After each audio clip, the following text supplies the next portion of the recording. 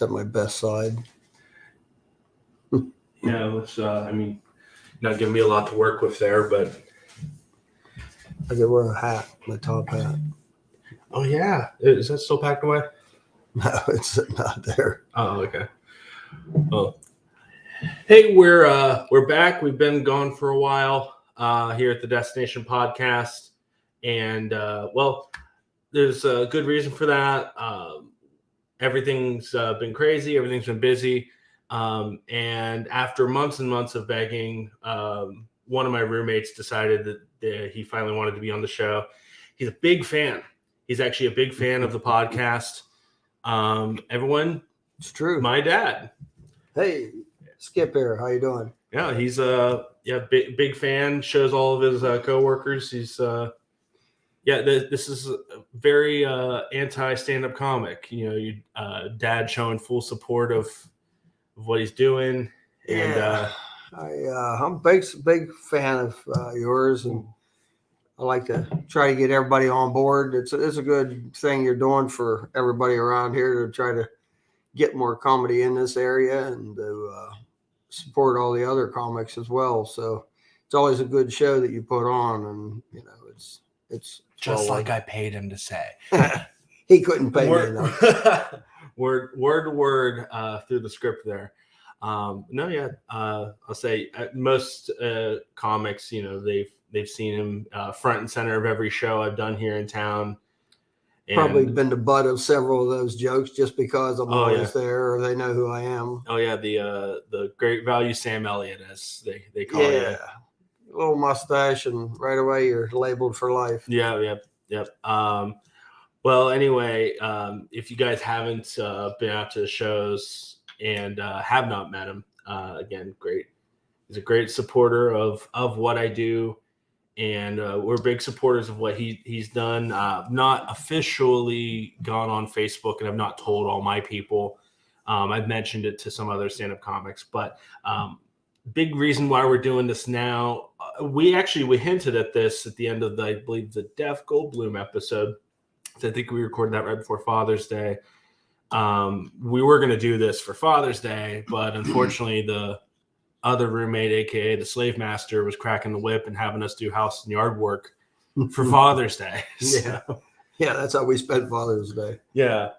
So a couple months late on this, but wanted to get this in now. For those of you that don't know, my dad was diagnosed with throat cancer about a month and a half ago now, I think, and just started his radiation and chemo. And wanted to get this in while you could still hear his voice, because we don't know where this is going to go. Yeah, we're right on the cusp of the trenches from what the doctors tell us as far as the actual treatment itself. But I mean, we're all pretty confident in it, that it's going to work and you're going to get through it. Because I mean, nothing keeps you down. It's just a slight bump in the road thing. There's a very good chance that, you know, the numbers are in my favor. It's a non-invasive type of cancer. Unfortunately, it's on my tongue.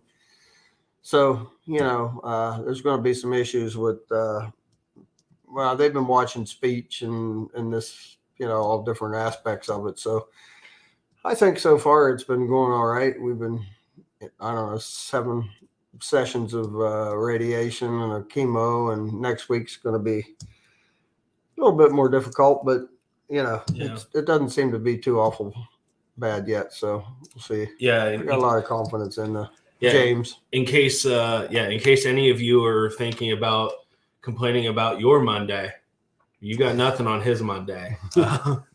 Getting the port or the feeding tube. I get a feeding tube on Monday. I have radiation, and the following day I go for the chemo and the radiation. So I'll be staying overnight and putting 2.5 days of torture in, but it is what it is. It's not all that bad. I mean, a lot of people over there have a lot of worse. So, you know, it's just when you think you're in bad shape, you know, somebody else walks around the bend and you know you got it good. So yeah, that's the way I look at it. Yeah, and I mean, and we're privy to it pretty early on.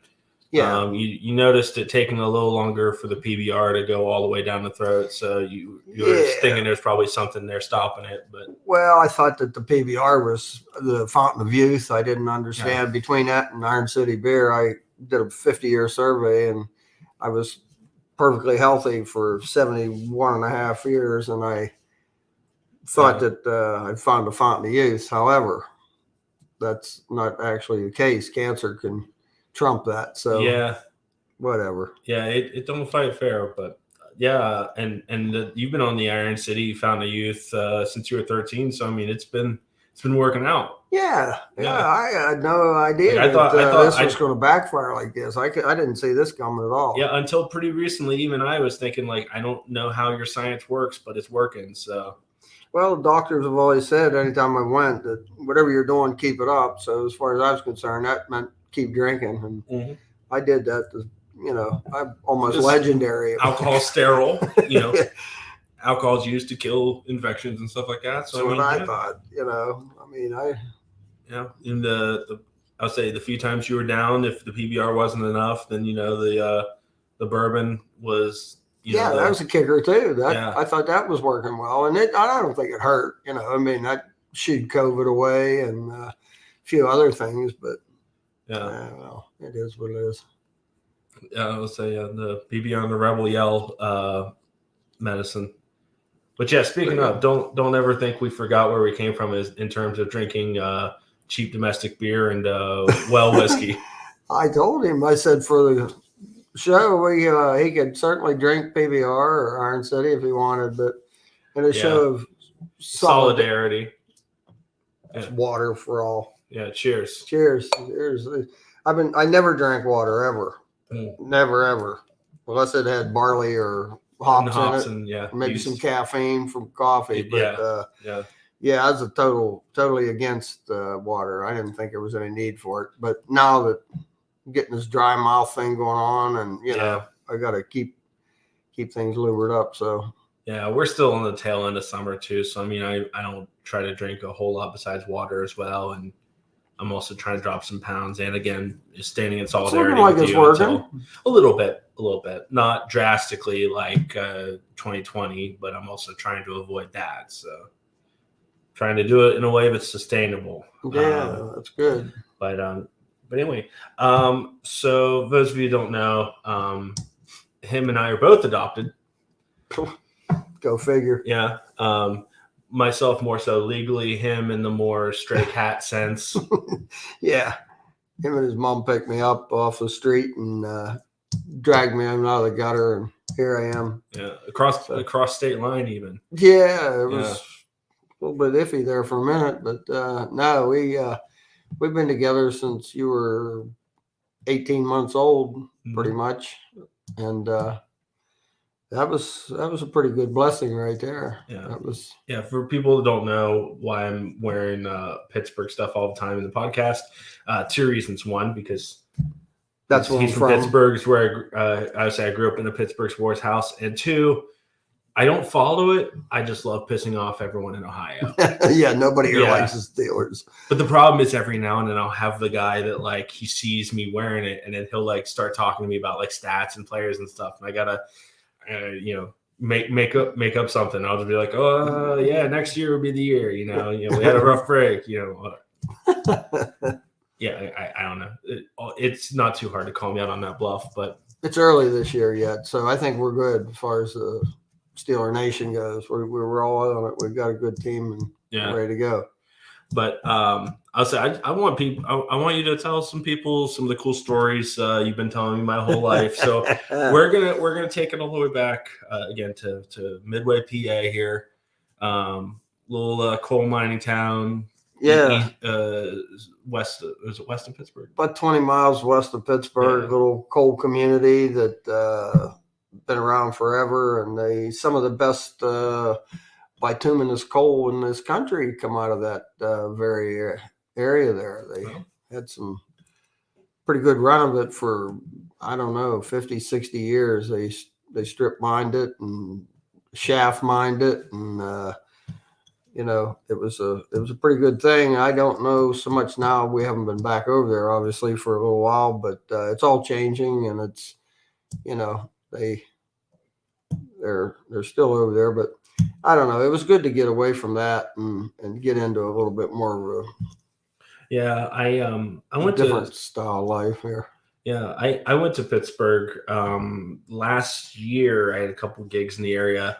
I spent a couple days there, and I challenged myself to drive back to Midway without using my GPS. And again, just memory of being in the back of the van going to and from. I was able to get myself there by instinct. And for those who aren't familiar with Midway, I FaceTimed. And nobody is. Yeah. I FaceTimed him and showed him, that's Grandpa's pretty cool. house, and was showing him around the area and everything. And I'm driving really slow. It was like a Sunday or whatever, and nobody was out, so I had him up on the dash, and he's guiding me through Midway. And every story is just either someone like got killed there, someone got burned. There was a lot of misfortune and a lot of unfortunate, crazy things that happened. And, you know, you just have sometimes being 70 years older, you acquire a lot of stories. And there was a lot of characters that I've come in contact with over the years, and often repeat some of these stories. So when Destin would get tired, for instance, and it was time to go to bed, he then became as tired as Cliff Weaver. Mm-hmm. And I still use that, and I tell people this all the time. And I'll say, "Oh man, I'm as tired as Cliff Weaver," and they'll say, "Who's that? What's that story?" So Cliff lived on the next to the last house out of town, up a hill, away from this general store in this little community where I lived. And he was down to the store and got a sack of grain back in the day. Now we're talking, 75 years ago. So he's heading up the hill, and he's going home, and he gets so tired that he can't make it the last two houses. So on the side of this brick hill that he came from, he lays down on this sack of grain and takes a nap, right? About that time, these two guys that had a remodeling company, they had an old 39 Packard hearse, and Harry and Seymour. So they pull up, and they went to back in, and there's Cliff laying there in a gutter on his sack of grain. They thought he died. So Harry gets out and he kicks him, and he said, "What are you doing?" He comes to, and he said, "What the hell are you doing here?" He said, "Well," he said, "I got so tired." He said, "I couldn't make it home." He said, "You live like next door, And he said, "Oh, I couldn't make it any further." He said, "Hell, we thought you died." So they got him and moved along. So the whole time I was growing up, my dad would, when it was time for bed, he'd pick me up, and we had a long set of stairs going up, and he'd throw me over his shoulder and say, "Come on, it's time for you to go to bed. You're as tired as Cliff Weaver." Yeah. So that story has been just coming and going for 70 years. Yeah, I can't not let that, I can't just let it go. I got to keep that going. Even as a kid, I was like, that's insane that, he could see his house and that still went to sleep. But now that I'm old and in the back nine of my life, you can see how that could be possible. Absolutely.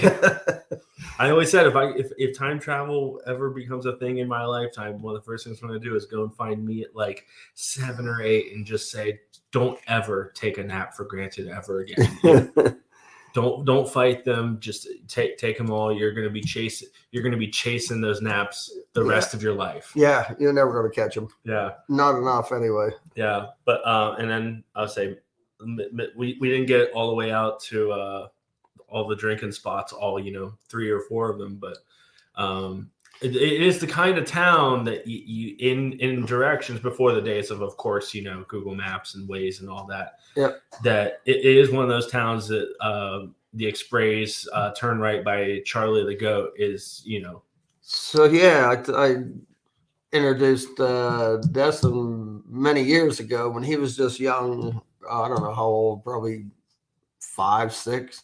Yeah, probably. We had a guy that had a goat, and his name was Charlie, and he was a real character, Charlie was, and he would come over to the fence. So every time we'd drive back over to to see my parents or my dad, we'd stop and see Charlie the goat on the way into town. He had a little farm outside of town there, and that was just something that we took pictures with him, and you know, it was a pretty fun thing. But that's something stuck with you, huh?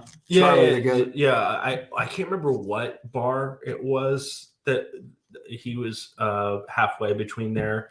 It was like one way out there. Yeah, well, it was out of Southview. That one was. There was a little Slovenian bar out there, SMPJ Club. SMPJ, yep. Okay. And Charlie lived near that. Okay. But we had one in Midway as well, the SMPJ. A lot of different ethnic groups out the country, still out that way, and so a lot of Slovaks settled in that neighborhood and worked and farmed and mined and stuff out there. So because I know the Pittsburgh area is like one of the largest like Polish communities in America. So like, yeah, it makes sense that you got a lot of like Eastern European countries as well out there. But yeah, the Slovenian club was a pretty good place. I DJ'd there quite a bit. You didn't allude to that yet, but I've been DJing for probably 45, 50 years. Yeah. And just doing parties and, you know, weddings and clubs. And I kind of got a pretty good following over there after, you know, a while. And everybody liked the music. And then I tried to get out of the business because it was just getting old. I was doing it all the time. So I just kept raising the price and they kept paying it. So it was like I couldn't get away from it, you know. Yeah. So even after I moved over here, they wanted me to come back and do a New Year's Eve show at a sportsman's club over there. And I said, I don't know. And they said, just name your price. And I said, no, I'm not dragging that stuff all the way back. I'd have packed a van full of stuff again. You know, we always traveled in a leisure van. Yeah. And that's where Destin grew up in the back of he had his own TV, VCR when most kids didn't. Yeah. But he had his on the road. Yeah. I'll say I got spoiled for my travel early, eating all the leftover bar cherries on the way back. And so, yeah, I was trying to remember, cause I want to say it was the one closest to Pat Bab's house had the shuffleboard. I'm trying to remember there was something that I loved at the one by Charlie the Goat. I don't know if they all had pool, if I remember right. Yeah, right. Well, we had Hook. The game of Hook. Yeah. It was it's a board that hangs on an angle from the wall, about a 40-degree angle, I guess, and it has big hooks out of it. So you may have seen it on like pool decks and things. They usually have a board with one hook, and you throw a brass ring. So Jugs has just the one hook, and I don't even think it's on a board at an angle. I think it's on the wall, but they did just engineer. But yeah, it's just the one. But yeah, I think the one. So this thing here was like fiddle shape, and it had I think probably about 8 different value, like point value hooks. Right, and we had legs. We had we actually did this on a weekly basis. We had a hook leg. Certified hookers, yeah. We had men and women's hook leg. Yeah. And they had banquets at the end of the day or the end of the season, and it was something to get you to go to different bars. Right. And that's pretty much what this whole living was out there in the country like that. It was just, we had a bar called Poor Peck's Pub. Yeah. And it was an old farmhouse that a guy converted into a bar. And nothing like a bar with a alliteration title for when you're hammered, you know. Yeah. Poor Peck Pub. We drank a lot of Peck's, and he was a good guy, big, heavy set farm kind of guy with bib overhauls, and he was a character too. But we put a lot of hours in there, but it was just bar to bar, and that's pretty much where the whole, you worked and then you drank. Yeah. So that was a way of life, and I've brought that with me, I guess. I'm pretty sure it just carried over here. It's a little different, but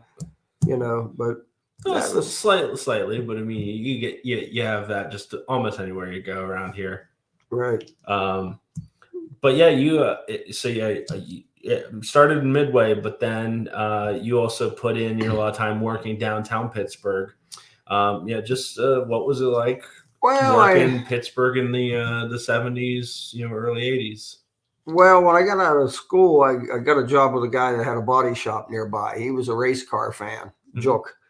And he always had a race car, and he got to be known in the area for building race car frames and bodies. And he actually went to Florida and studied under Bobby Allison and them. He went down there and learned the art of building these cars. So he was building these late model stock cars, and got a job working with him. And every weekend, we work all week long on other people's cars, but when we were waiting on paint to dry or putty to dry, we was over there working on the stock car. So by the time Friday night came, when the races started, or Saturday, the car looked like a showroom condition, and he had a guy that drove for him. Jook never drove. He was just the body man and the owner of the car. But every Monday morning, they would go back to Cleveland and go up and buy another engine. I forget the name of this, Galvin or something like that. They built these race engines, and he would either blow the engine or wreck the car totally, and every week we went back and start all over again. And in that week, he could put that car back together. It looked like brand new again. But so I did that for a while. Got a job in a boat yard just down the river out of Pittsburgh on Neville Island. And I worked in a warehouse and through shipping and receiving there for 10 years at Drevoux Corporation. That was pretty fun. We made towboats and barges. For the Poison Oak part, or Poison Sumac. Other than that. Yeah. Yeah. Wow. That was my fault. I shouldn't have stabbed myself in the chest with a crowbar one day while working this big gear into a box, getting ready for shipment. And I had Poison Oak or Sumac actually on me from the night before. I was cleaning up some brush, and so I stuck myself with this crowbar, and I go to the dispensary and they give me this package of this frozen stuff I broke open, and she says, just hold that on there for a while and that'll heal that up, and I'll pack it. But the sumac apparently got inside of me, and now it just blows by and I get it. So other than that, I take it that was pre-union, getting stabbed with the crowbar there. Actually, that was a union. That was union. Yeah, we were. It was out of New Jersey, I think. It was a local. I'm going to say 49. It was like a longshoreman type of a union, and the union thing, that wasn't such a great idea after all. I mean, it worked back in the coal mine days and trucking days and stuff like that, but in the 70s they started busting the unions, and it was really hard. It was also in the early days of unions too. So it was new idea. They still didn't even know how they wanted to go about business too. Yeah, and we would go on strike every once in a while, and people would chain themselves to fences, and it was crazy times. But they lost pretty much most of their business. That they were building barges and towboats for the river, and at one point in time, they were putting together a barge and a fifth a day. Wow! It was a 3-shift. People were going crazy. I mean, they were barged a whole lot of boat too. Yeah, it is. It's really bigger than you think, especially if you see one, or you're in one. And then the towboats were, some people think they're tugboats, but they're actually those things that push barges up and down the river, Yeah. But to see those being launched and big waves going across the river is kind of a cool thing. Yeah. So then I moved from there. They kind of went out. We had big contracts with the Chinese, and they were building. We built boats and barges for them on the Yangtze River over in China. And they sent people over, representatives and engineers, and they got the idea of how to do it themselves, and took it back home. And so we lost quite a bit of work. And the whole plant kind of shut down. They had a lot of other diverse things they did. They had sand and gravel. They had a steel making business, and so there was still people working, but for the most part, the whole thing went by the wayside due to, I guess, foreign trade or whatever, steel. So I went to Pittsburgh, and I did get there working with a property management company at PPG Place. You might have seen a lot of that on some of your Batman movie, the black Gothic looking buildings, the black reflective glass with the spires on it. The building with the 4 points, and specifically it's the Dark Knight Rises, the third of the Christian Bale trilogy. That's the one that they actually filmed in Pittsburgh. They did a lot of filming in there around that complex because everybody, it was like a big new thing, and all the movie companies wanted to get it. They did. So I met I saw a lot of actors and met a few of them in there, but occasionally they did. Hoffa was filmed in there, and they did some filming around there, and we got to see some of them characters, and it was interesting. But it was my last time I went to Pittsburgh. I actually took a real took the skyline in for once as a whole. I would always just look at the PPG building because that's the one I know, and it's only like the third tallest in the Pittsburgh skyline, but it's definitely the most distinct. It's absolutely the most recognizable. I don't know what I think it's the UPMC building is the tallest, right? And it's uptown a little bit further up near where the arena used to be, right? It used to be the Civic Arena. It's now wherever the Penguins play. It's in the same area, but it's Lemieux built a new place there. And I'm trying to remember the name of it too. It was, and we stayed right next to it at the DoubleTree a couple of times ago. But so, did I take you up on the roof or up in a tower? I very briefly remember. Like I remember because I think I was like 4 or 5. Right, we went up and watched the fireworks from up there, and it's pretty cool to see fireworks from up above them. Oh yeah, when you're looking down and they're going off, it's pretty neat. But the building was 40 floors inside, but it was 43 outside. And we used to go up there, like you could look down into Three Rivers Stadium from up there. And I worked one afternoon prior to a Phil Collins and Genesis concert, which I had tickets for, but we stood up there all afternoon and watched people, and it just was like a magnet sucking people in. That stadium was from up. It's what it looked like from up 43 floors up above it. But you could look right down the Three Rivers, the Monongahela and the Allegheny there comes together and forms the Ohio. So it's a pretty cool thing. If you've ever seen Monday Night Football, they never fail to walk you through it and tell you how it is. But there's a nice fountain at the point there, Point State Park, that's fed by an underground river. Right. That's a lot of people don't know this. I saw that on the plaque when I was there last. Yeah. And also right at that very point is the Fort Pitt Blockhouse. That used to be a Civil War fort there at that back in way in the early days. So big, there's a lot of history in Pittsburgh. And then of course I was the, one of the biggest advocates of Iron City beer, which is right there since 1863. I think they've been pumping that Iron City out of there. Yeah.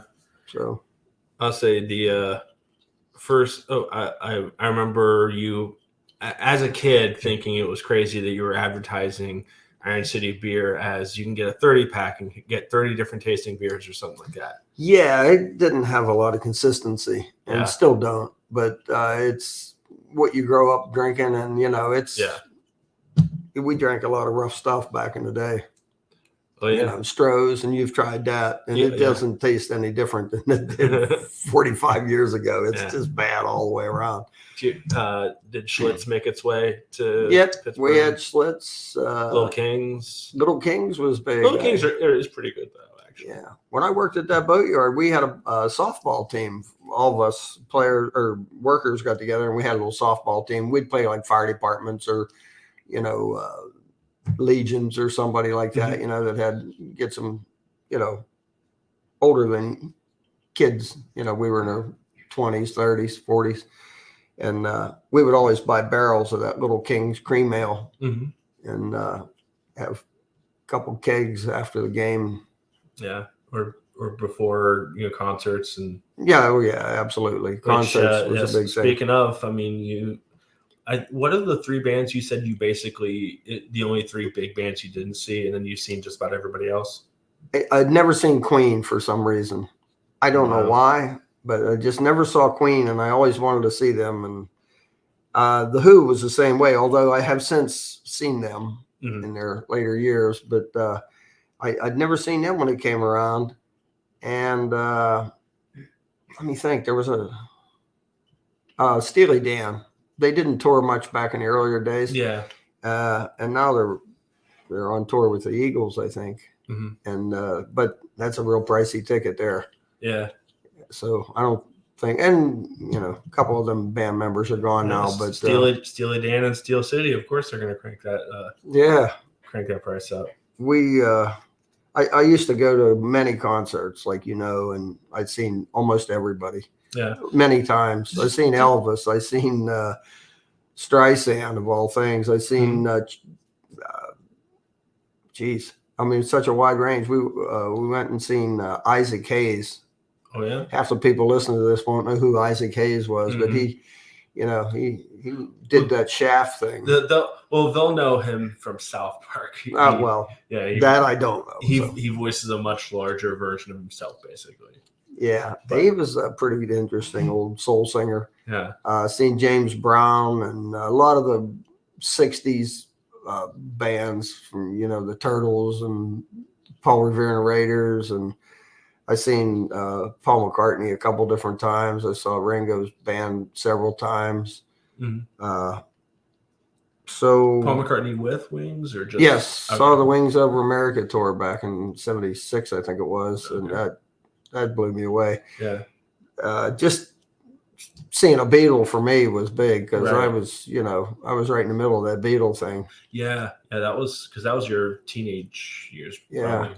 Yeah. I was in '64. I was born in '51, so I was like 13 when they showed up, and it was like I haven't had a haircut since. Although this doesn't show it.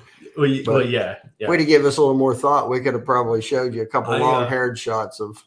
On the Facebook page for this, I might see if I can't dig deep and find some long hair pictures before you and Mom both cut it. Because like they had 44 inches of hair between the two of them that they cut off. Yeah, we donated it to Locks of Love. Yeah, but it was down to my waist at least. Yeah, and that's how your hair was supposed to grow. Right. Kept growing. We kept getting a cut, and it kept growing back. So we figured we might as well let it go, right? Yeah. I'll say. What else? Was it directly after the Navy is when you started letting it go, or did it take Air Force? Or Air Force? Sorry, Air Force. See, you don't even pay attention. No. He gets. That was supposed to be comic. That was for me. But you call me out for not paying attention. That's not even comedy. That's just fact. So it supersedes. Yeah. No, when I was in the Air Force, I spent. I was in the reserves, and I had a short-haired wig that I would wear because my hair was down to my shoulders. So I'd pull it all up and put my wig on and go to my guard meetings and like a summer camps, like a white hippie Mulan. Yeah. Kind of, sort of. Met a lot of characters in that in the service too when I was in Air Force for a while. I was in the end of Vietnam the last few years of that, but did not go there, luckily.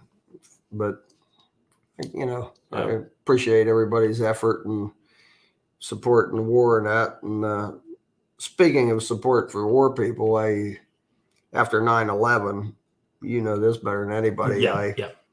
I vowed to wear camouflage every day until the war on terror was over, in a support for the troops. Yeah. And for all those lost and how that went down. And little did I know that it was never going to end. I didn't know there was no end. I was about to say we had to pick him up a camo suit to be buried in. So I got him on now, and I've had him on every day since about maybe a week and a half after 9/11. Mm-hmm. I really, everybody sent money and tried to donate blood and do whatever you had to do to help that there was just too many people affected by that, especially those in New York and DC. Right. And so anyway, I thought, boy, I need to do something. I got the bright idea. I was working for Brad here in that film slitting business for a few years, and I wanted him to get like a trailer load of water. He had a cargo trailer, you know. And I said, why don't we just get that thing and fill it up with all the water we can and take it up to New York? And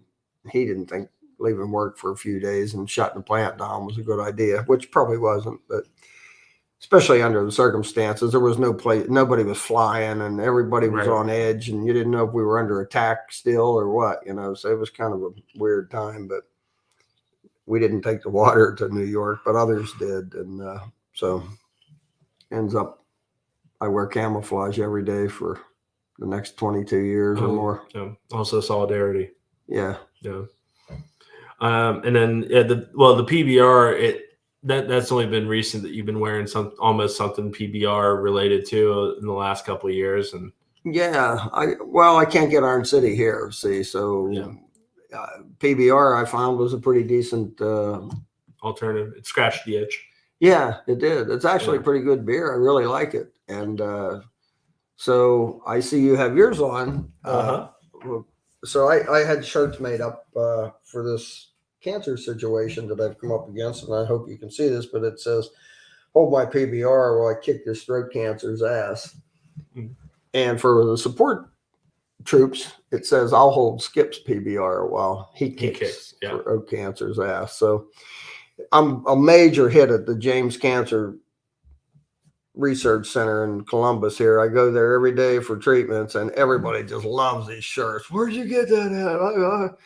You know, that's got to be the coolest shirt of all the things I've seen come through that door. That's got to be one of the neatest things I've ever seen. I mean, every day, 5 or 10 people comment on it, and it's like, well, I wish I didn't have to wear it, but I figured one of the first things they said was, if you're going to smoke, you can't smoke or drink while we're doing this treatment. And I said, well, I don't smoke at all, but I said, if you want me to quit, I can quit. So they said, you know, they assumed that maybe I got this throat cancer from smoking or something, which I never did. But I said, I drank quite a bit. And they said, no, that probably wouldn't do it.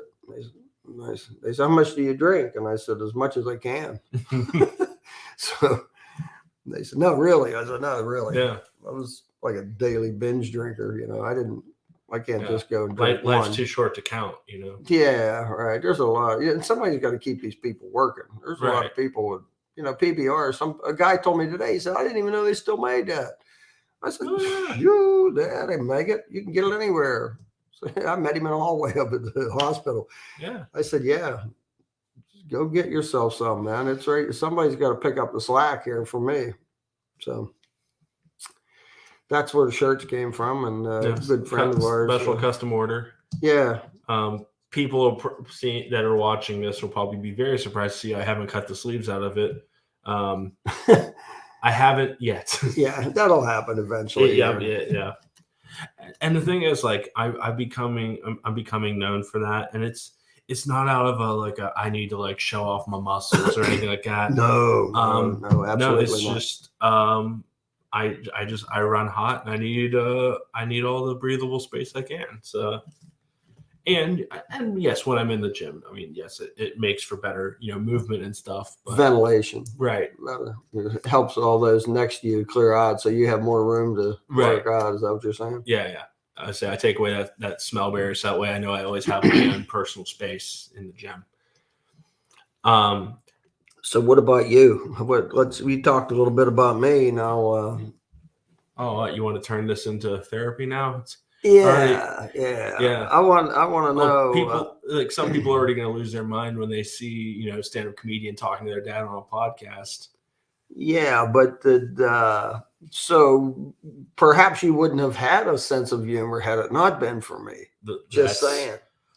You know, I can say that's probably true. I mean, goes back to us right around like 9 or 10, and you said, you know, he's old enough to see some Monty Python and Mel Brooks, and no, child supports or child protection didn't find that the case, but you somehow, you know, they let it go, and let me keep watching. But Well, I drank with a couple of them people. That's why, that's why they let that slide. yeah, So Yeah. CYS. when they came there too. You know? Yeah.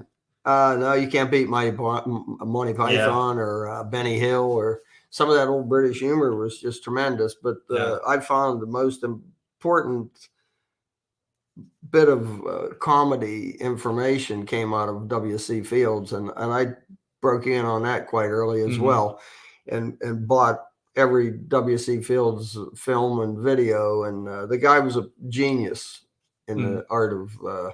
He was a professional juggler. He was a Professional comedic, drinker. Professional drinker, to say the least. Yeah. He just had endless supply, and he had lived a lot of his own roles and stuff in movies. He was hard to work with because of that. They would give him a script, and he could just turn it into something of his own. But the guy's timing was unbelievably spot on, and everything that he ever did, whether it looked like slapstick or a mistake or it was all perfectly timed stuff. And that was what I wanted you to really get out of everything that you've seen there. Was timing. I was a big fan of, like, Steve Allen. He had a talk show back before they were popular, and he again was a crazy man, but he had perfect timing. And that's, I thought, was the most important thing about comedy and just keeping it going, and we grew up in an era where they had a lot of television was popular in the 60s and 70s, and Milton Berle and Red Skelton, and these kind of people, Bob Hope, but they're funny people. They seem kind of old hat now because you got so much modern, and you can say and do almost anything now on air. But those guys, they were clean, but they were kind of ornery, but they were very, very funny. And Harvey Korman, and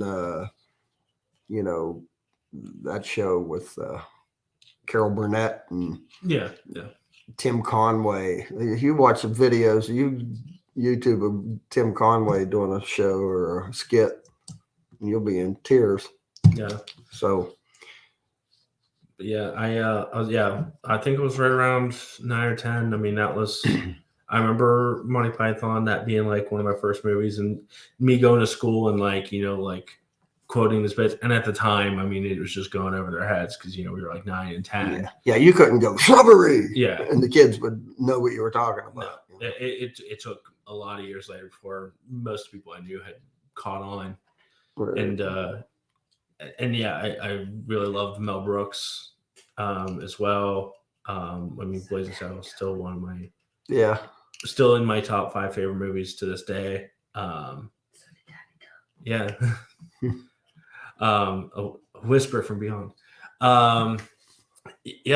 And also I'm surprised you didn't bring up Dudley Moore in Arthur, which which I've lived my life like. Yeah. Except he was a millionaire and I'm not. Yeah, if you haven't seen the original Arthur with Dudley Moore, not the Russell Brand remake, Dudley Moore and Liza Minnelli. Yeah, funniest movie, probably one of my 2 favorite funniest movies of all times. I can't think of right now, unless it would be Monty Python, it would be funnier than that. Jeez, Dudley was just a perfect drunk character, and the newer version was okay had you never seen the other. But Dudley, he doesn't hold a candle to Dudley Moore. No. Do yourself a favor and watch Dudley Moore and Liza Minnelli and Arthur. There was actually 2 of them, Arthur 1 and 2. Yeah. Oh yeah. But on the rocks or off the rocks, one of those 2. Yeah, the guy, man, you talk about a guy that can play a good drunk. Perfect. Well, so we'll fast forward now at this point. So, let's go to Jamboree in the Hills. I did Jamboree in the Hills 30 some years. It's a country music drink fest. the Super Bowl of country music, it was titled, and deservedly so. It was in the hills of, well, just on this side of St. Clairsville, Ohio, in Morristown. Big outdoor concert venue that only had one show per year, and that was the Jamboree. 100,000 people would show up, and it was a spectacle, to say the least. Many country acts. We've seen probably, I mean, everybody's been there. I didn't start going until 83, and it started in 77. And their first year, they had Johnny Cash and Loretta Lynn, Tom T. Hall, a lot of big country acts from back in the day. Ernest Tubb, and and it evolved up through. We seen Garth Brooks and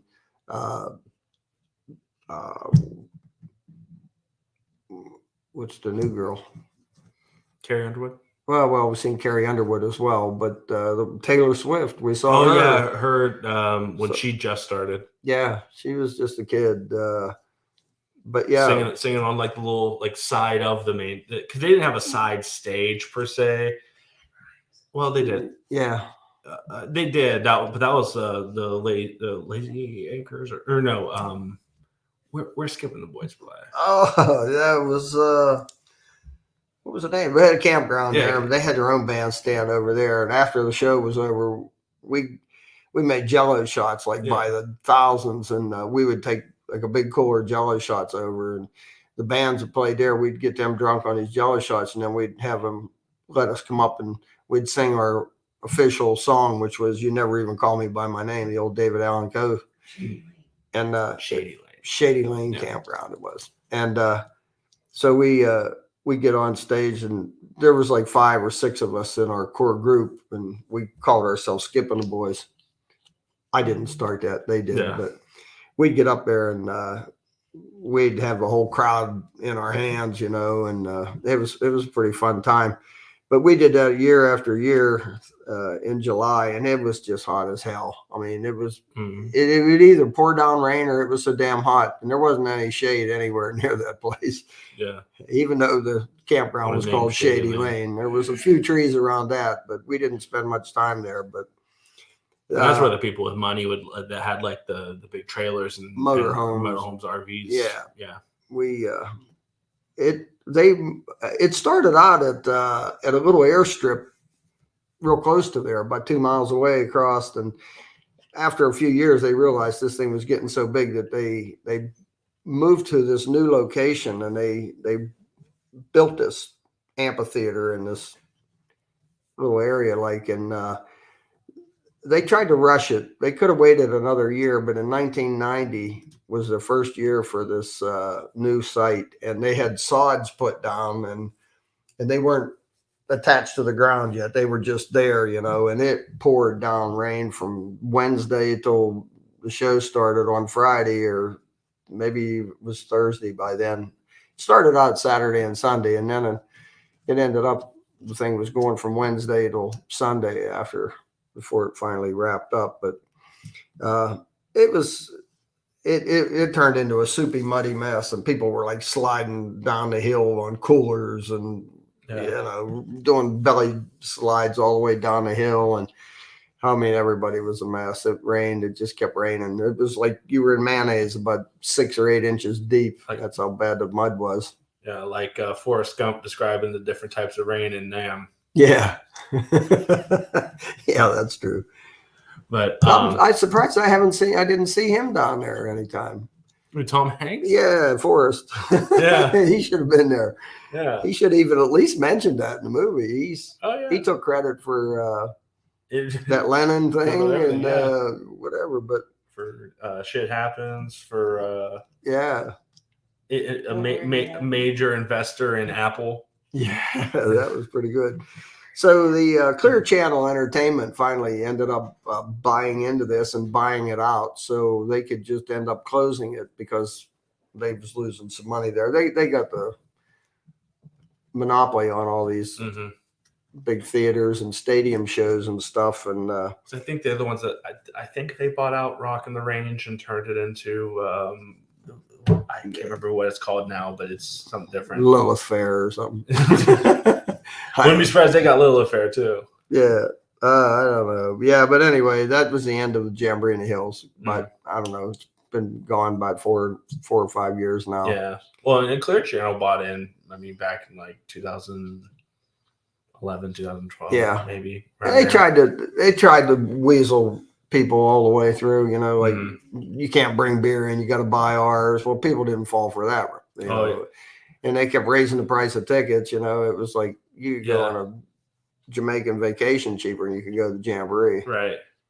But yeah, I remember the MacGyver-esque like altercations to like wagons you were making, the coolers. Yeah, everybody come up with a crazy idea to get their own cooler. Making your like Subway sub, but it's nothing but like Jello shots.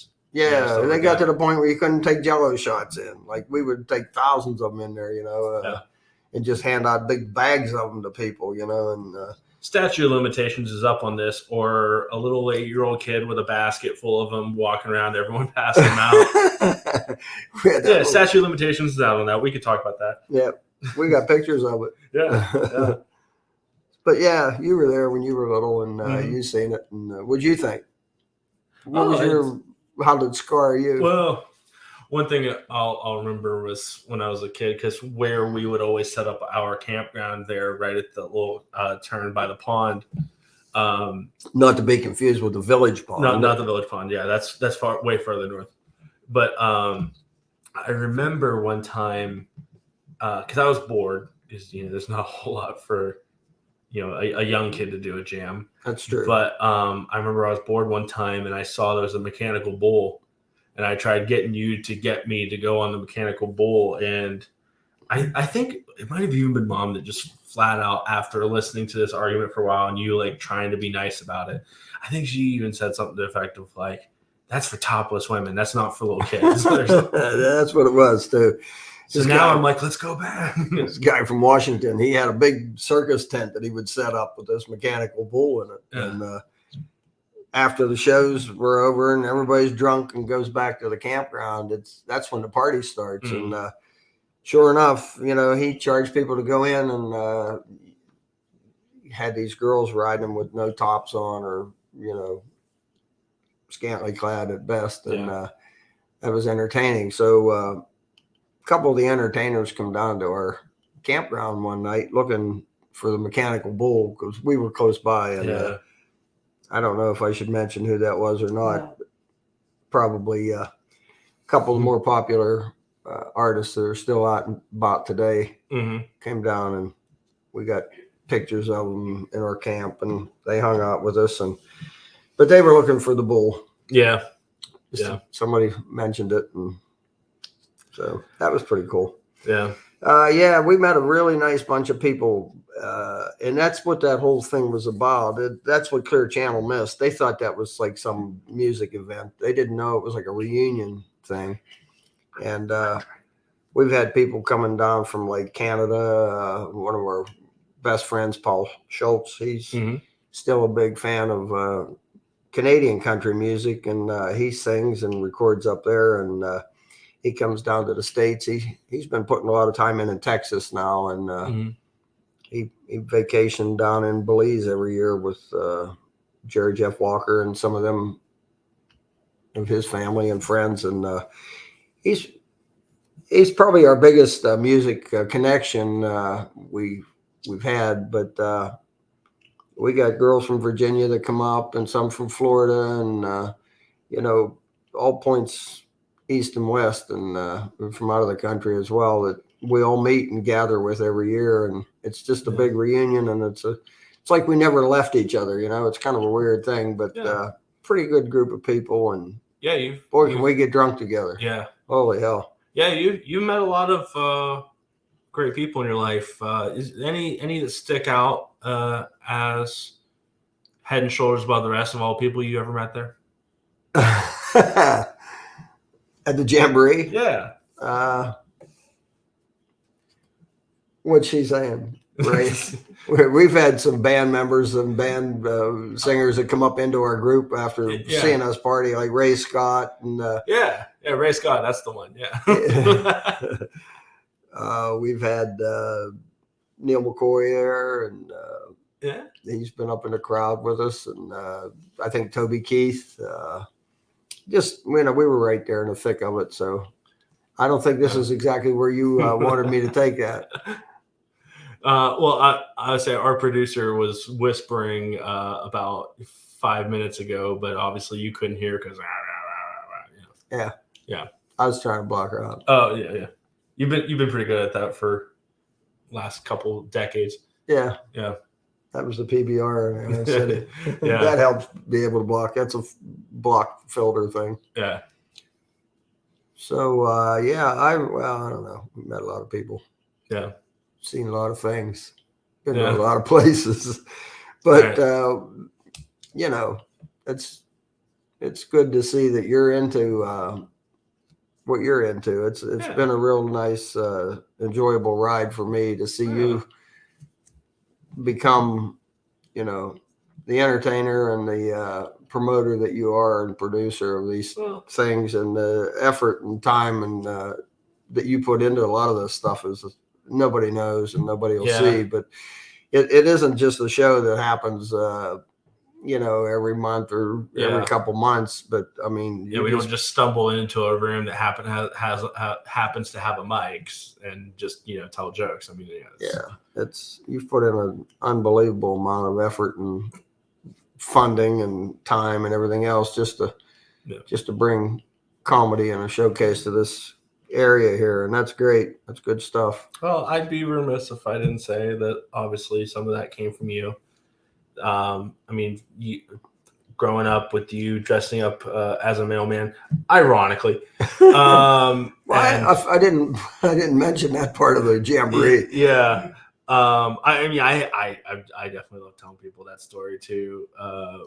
Especially when they bring you up, and it was even like, your dad's a DJ, you now DJ. He's a class clown, you're a class clown.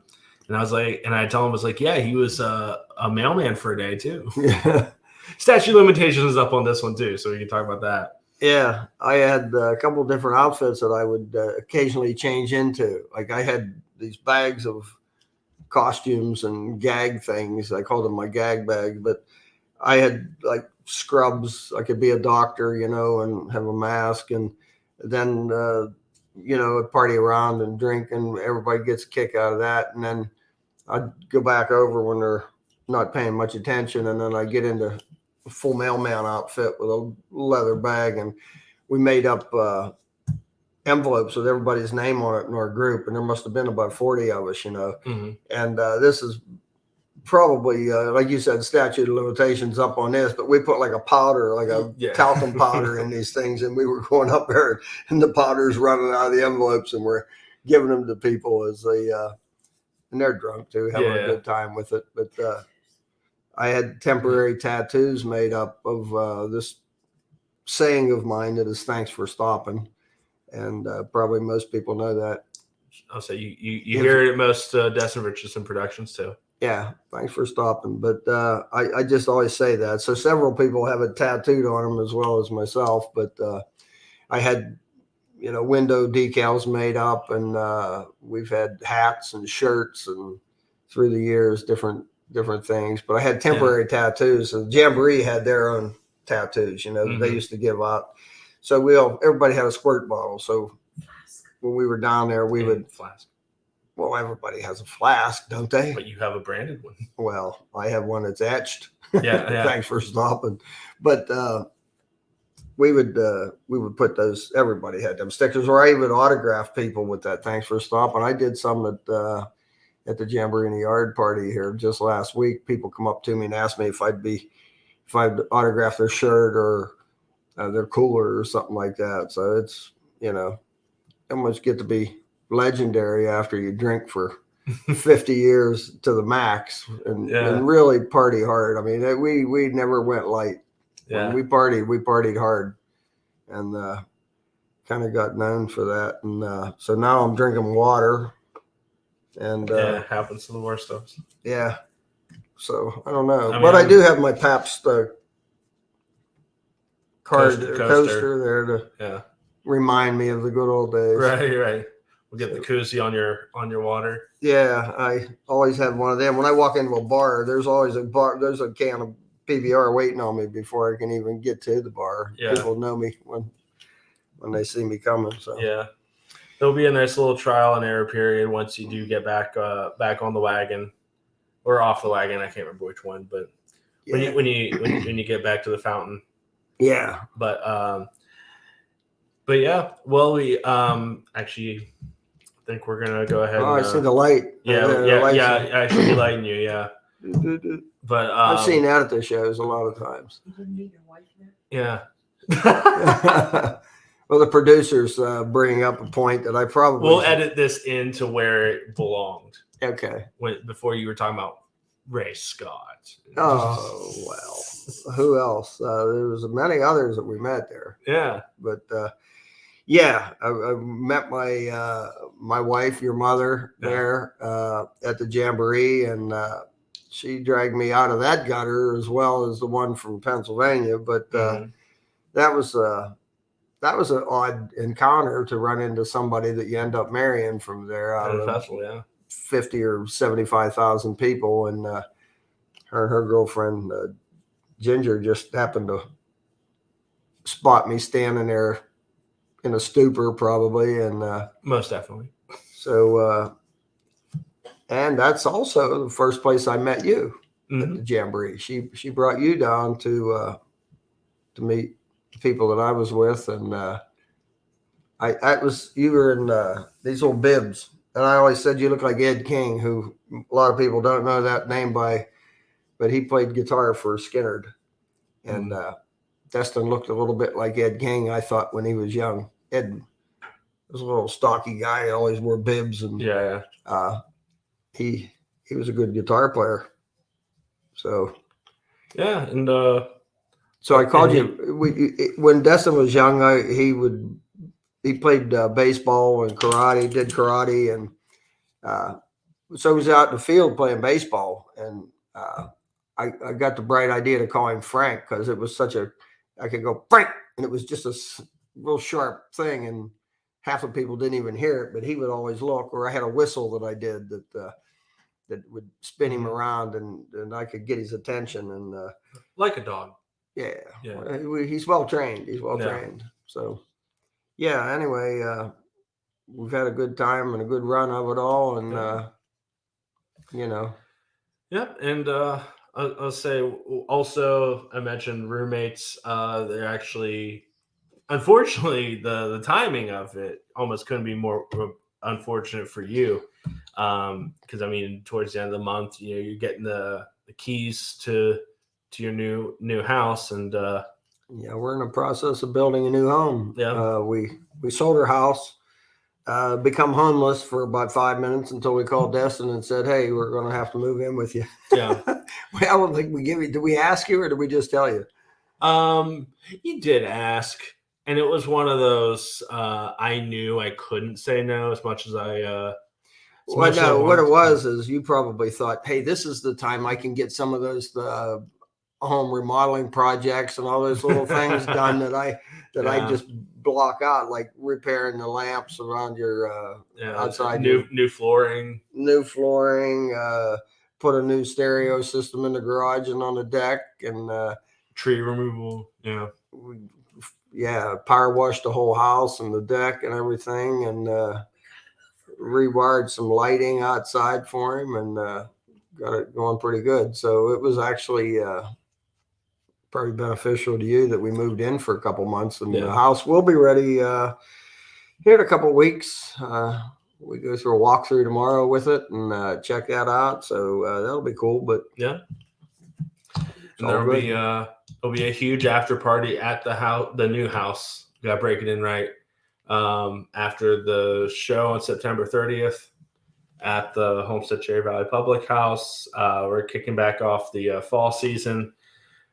And it'll be somewhat strange. This might be the first one that you sit out for, which, I mean, you have a pretty good excuse. Yeah, I do I'm say so gonna miss it. myself. I'm gonna miss it if I Yeah. can't be there. And we'll record this whole show, and you can watch it from home.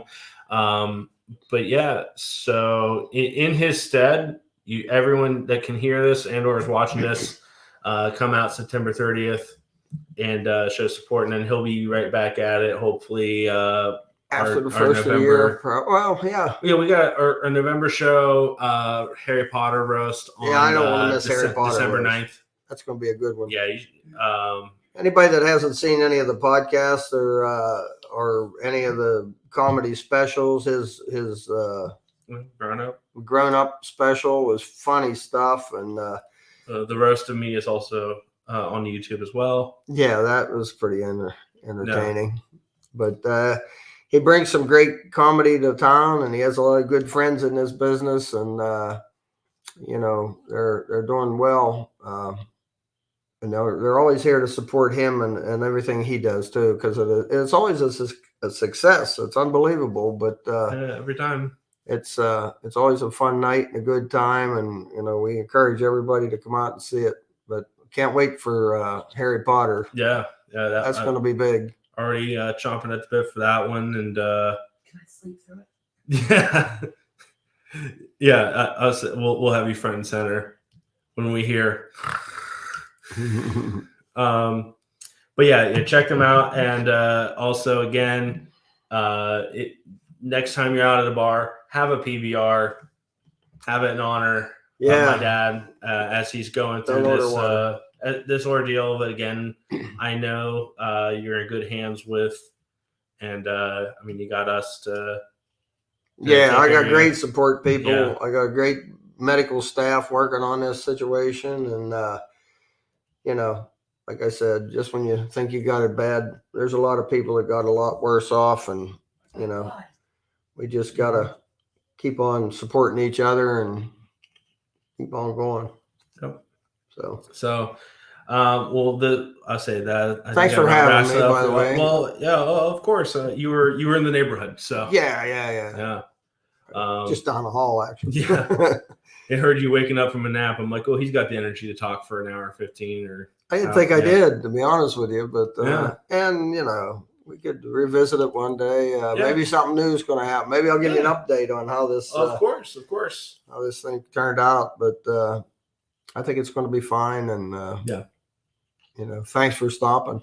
Yeah, you took the words right out of my mouth. So again, subscribe and like the page if you haven't already. YouTube channel, subscribe to that. You can go to my website. I have one now, www.destinrichardson.com. You can find links to tickets, all upcoming projects there. And come out and support on September 30th. And then again, just send a message or comment, and I'll be sure he sees them too. In support, have a PBR on him, and then come out to the Harry Potter roast and have a PBR with him. Yeah, that'd even be better yet. Yeah. Well, even be better I'll have Homestead have some PBR back there for that. So, or a 10 penny. You can have a 10 penny too. 10 penny's good. Yeah, that's good backup. But yeah. All right. Well, thanks for listening again, and thanks for stopping.